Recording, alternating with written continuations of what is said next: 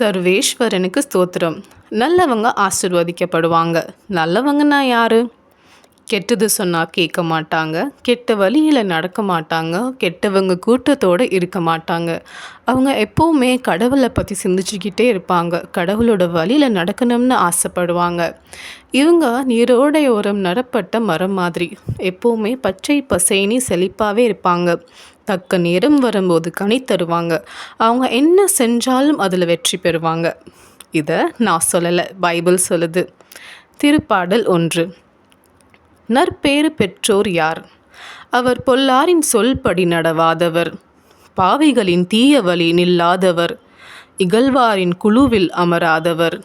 ஆனால் அவர் ஆண்டவரின் திரு சட்டத்தில் மகிழ்ச்சியுறுபவர். அவரது சட்டத்தை பற்றி இரவும் பகலும் சிந்திப்பவர். அவர் நீரோடையோரம் நடப்பட்ட மரம் போல் இருப்பார்.